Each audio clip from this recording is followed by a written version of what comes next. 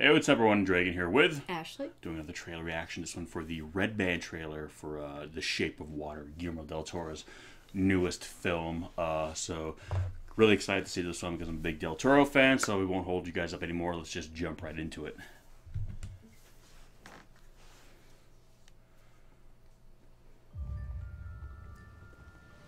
That cake. If you know something about what transpired here, it's your obligation to report it. What does she say? That's good. Looking like you don't know anything.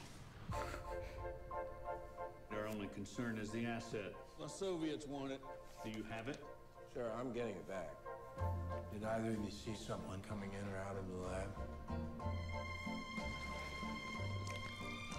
Nothing out of the ordinary. This is the most sensitive asset ever to be housed in this facility.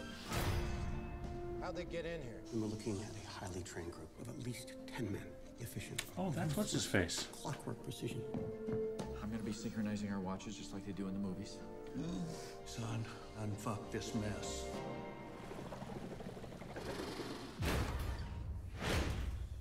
You deliver. That's what you do. You deliver. Right?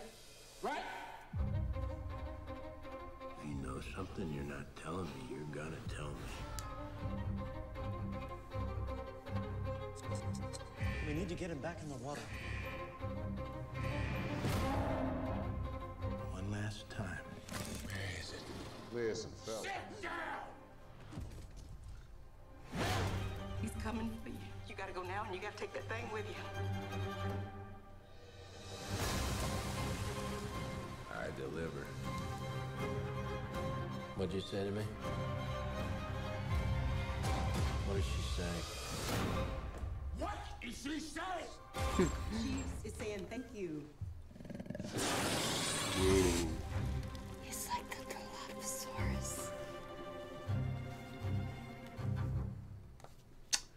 Wow, that was certainly gave us more of a vibe of the movie.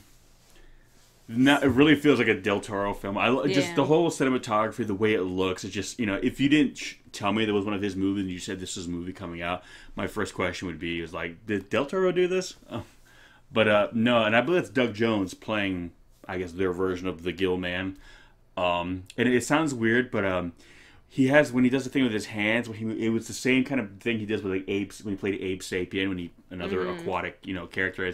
So a lot of his mannerisms and movements, because I watch a lot of Del Toro's movies, well, all of them, and Doug Jones is, a frequent contributor in his films, playing a lot of these kind of inhuman characters. You start picking up on some of his like physical mannerisms. Yeah. So it sounds maybe really weird, but when I saw the hand right away, I thought, oh, that looks just like Ape Sapien, not just even because of the webbed fingers, but just that way he moves it. I don't know.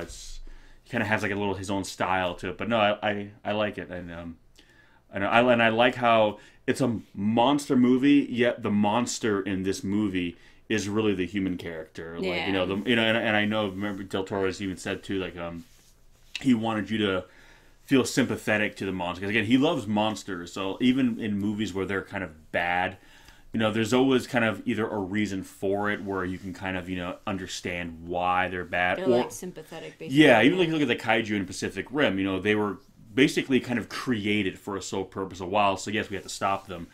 You realize that they had no say in the matter, but also he'll do movies like this and like Hellboy where the monsters are the good guys and you really do feel for them. So I like that about a lot of Del Toro's movies. I like that we see the girls a little more yeah, sassy. Sally Hawkins. I was trying to remember her name the first time we saw the first trailer, and she does usually smaller film, but she was in Godzilla in 2014, and she's going to be in Godzilla King of Monsters. So we've seen a little bit more of her, but no, I like her. I've seen her in a few other things, and she's always really good. This is shot up in Vancouver, and one of the actors they show in the trailer, I forget his name. He played Rodney in Stargate Atlantis.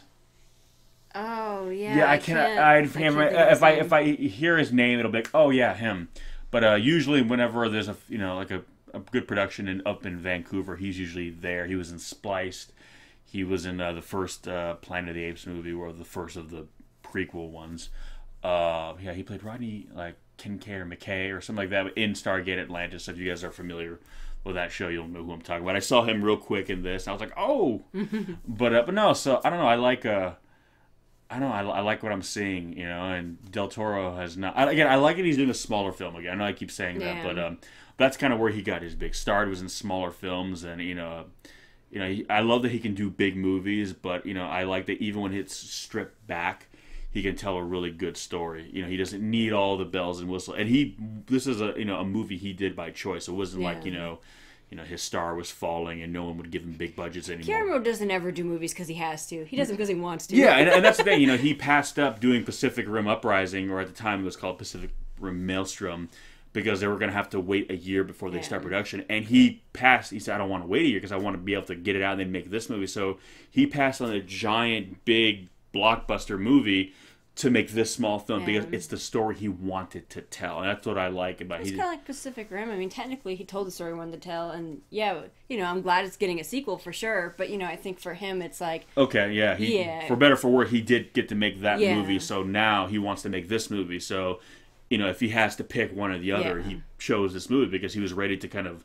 So I like that. He puts story. Not to say that I'm very excited for Pacific Rim Uprising. I know. Well, yeah. But I'm just saying I like that. He doesn't. He's not a slave to the big studio system. He's like, listen, that'd be great to do. I'd love to do it, but not at the expense of this other project. Well, again, ironically, I think kind of like one of the biggest things he could have done. He was supposed to be doing The Hobbit, but obviously that never happened. Yeah, because it was taking too long, so he went into Pacific Rim instead. And then the irony there is Pacific Rim 2, same thing was happening. It was taking too long, so he's like, well, to him, he doesn't look at like the size of the movies or the production, but he just looks at the movie, his interest in the movie, regardless if it's a $100 million, $180 million movie, or it's a little smaller film like that. He just looks like, what's my interest level? I have to say, I'll always say it. Oh, I want to see... You see a little bit of Guillermo in The Hobbit still, but I'm like, I wish we could have seen that fully. Yeah, but we got Pacific Rim, so I'm not complaining. But no, I like how it seems like with the suit, because obviously they're doing... Guillermo's a big fan of practical effects, and this is a suit, but I'm wondering, we see stuff like the eyes and all that. Well, I think it's probably a blend. Yeah, like I'm wondering if there's like some CGI overlays for like, Like when you saw his gills kind of do the Dilophosaurus thing. Obviously that was CG, but I'm sure... Was it though? I mean, we don't know. I mean, they can do that with... Again, I don't know. It looked really fast, so I don't know. I think it might have been enhanced, if anything. But... Yeah, might have been. But again, I'd be curious to see like the level of like how much is... when his gills are doing like jazz hands. But I'd be curious to see like in a making of like how much CGI kind of touch ups or overlays, because I think when it's just him not doing a lot of stuff, it's probably just the suit. But whenever he has to do kind of quick movement, probably just a little bit of like a CGI like touch up. I love how he moves when he stands up. There's something so graceful. It almost seemed like his like back was like crack, crack, crack, crack. Well, Doug Jones is kind of famous for just putting his body through like rigor. A contortionist. Yeah, well, again, I've seen him in person. Once at a convention, I walked by his booth. He's very tall and very lanky, but he can move his body in all these different ways. Like it's incredible when you think that that's his body doing that. That's not a CGI stunt double. That's him moving in a suit like that. I know, like some of the ghosts in Crimson Peak, the really messed up one, that was him. Doing it. So he's an amazing physical performance artist. So and I'm happy to see them teaming up like this again. But anyway, I mean, we could gush over this movie all day, and if given the opportunity, I probably would do and just that. And once again, I didn't pay attention. When's the date? When's it come out? Oh, I didn't look. Yeah, I think it's the fall, maybe early, but it's not too long. But and I like it's rated R. Like whenever Guillermo gets does these smaller films, not that he makes these movies gratuitous, but he just makes the movie. And I feel he kind of presents people kind of very realistically. And the reality is, I would say that... December 8th, apparently. Wow, okay. Finally have a little bit to go. Finally have a holiday movie I can look forward to. But no, I like how he makes people feel real. And in real life, people say the F word. Or he does, Again, I love that she was signing it. I know, and I love that it's a character who normally we would consider disabled. Mm-hmm. And in this story, like, again, because this Gil man doesn't speak English...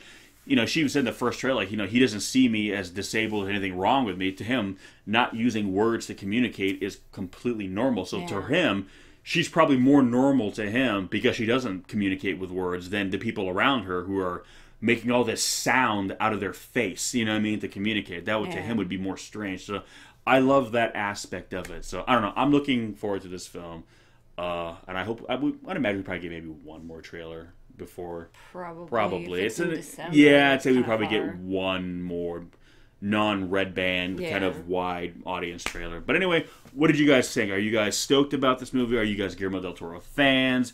Do you like this kind of return to like a smaller film? Are you not familiar with Guillermo del Toro and wondering why the hell we care so goddamn much? You know, give us some of your thoughts. Let us know.